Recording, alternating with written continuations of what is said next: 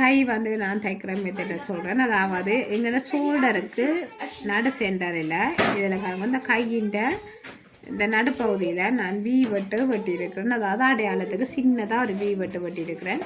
இந்த வி வெட்டு இந்த அடையாளத்தை கொண்டு வந்து இந்த ஷோல்டரில் நடு சென்டரில் நீங்கள் வைக்கிறோம். வச்சுட்டு நாங்கள் அதுக்கு பிறகு சுற்றி வர நாங்கள் இதை அளந்து கொண்டு போவோம். அதாவது இந்த கையையும் அதே நேரம் வந்து இந்த ஷோல்டர் சைட்டையும் நாங்கள் இப்படியே பிடிச்சி இந்த ரெண்டையும் நாங்கள் அப்படியே பிடிச்சி அளந்து எடுத்துக்கொண்டு போகணும். எவ்வளோ தடையில் போய் முடியுதோ நாங்கள் அதிலிருந்து நாங்கள் வேறு தைக்க தொடங்க வேணும்.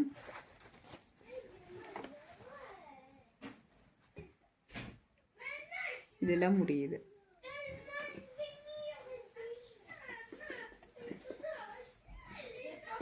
அவர்த்தடியே நான் நீராக வச்சுட்டு தைக்க வேணும்.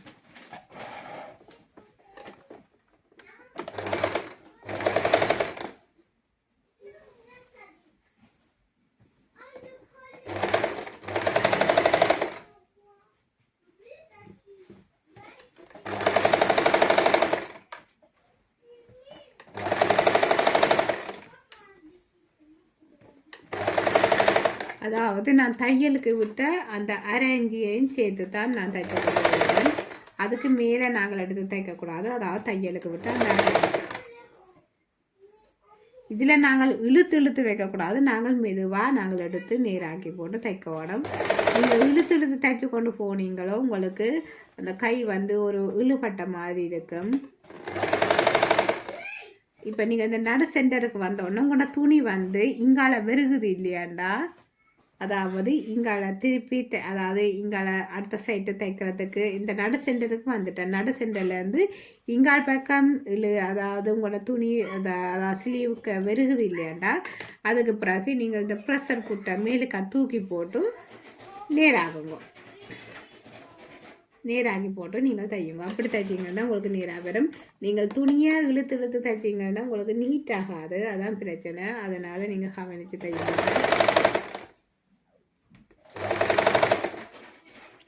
இப்போ நான் நேராக நான் வச்சு தான் நான் தைச்சு கொண்டு போகிறேன்.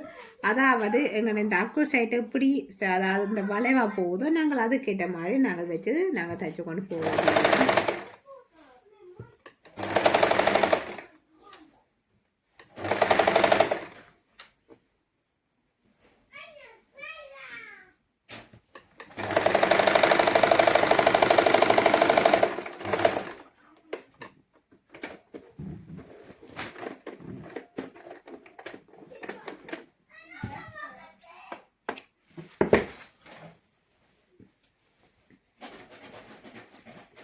இப்போ பாருங்க, நான் சுற்றி வர நான் தைச்சிட்டேன். நீங்கள் அதுக்கு பிறகு இப்படி கொஞ்சம் அதாவது கையால் இப்படி இழுத்து விட்டீங்கன்னா சரி நல்ல ஒரு நீட்டாக இருக்கும். எந்த ஒரு சுருக்கு முடியாளுக்க இல்லாதபடி நல்ல ஒரு நீட்டாக இருக்கும்.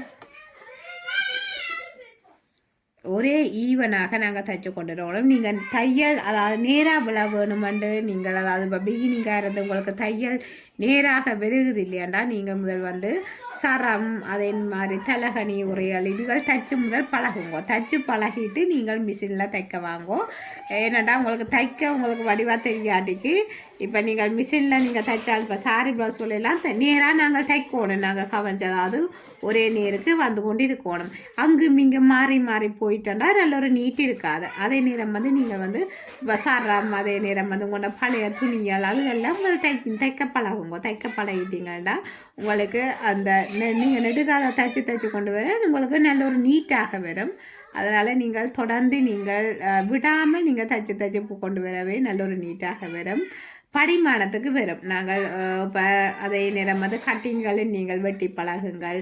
பழைய பேப்பர்களில் நீங்கள் கட்டிங்களை வெட்டி பழகுங்கள். அதே மாதிரி தான் இந்த தைக்கிறது வந்து இதுவும் வந்து முதல் நீங்கள் பேப்பரெல்லாம் கீறி போட்டு நான் அதெல்லாம் அடுத்த வீடியோவில் உங்களுக்கு காட்டுவேன். இது வந்து எனக்கு ஓர்டருக்கு வந்த ப்ளவுஸுகளை தான் நான் இப்போ தைச்சு கொண்டிருக்கிறேன். இன்னும் ஓர்டருக்கு வந்த முடியலை, திரும்ப ஓர்டருக்கு வந்தது. அப்போ அதுகளை தான் இப்போ நான் தைச்சு காட்டி கொண்டிருக்கிறேன். இன்னும் டெய்லரிங் கிளாஸ் போய் கொண்டு தான் இருக்குது. அது இன்னும் நான் திரும்ப போடையில் திரும்ப நான் போடுவேன்.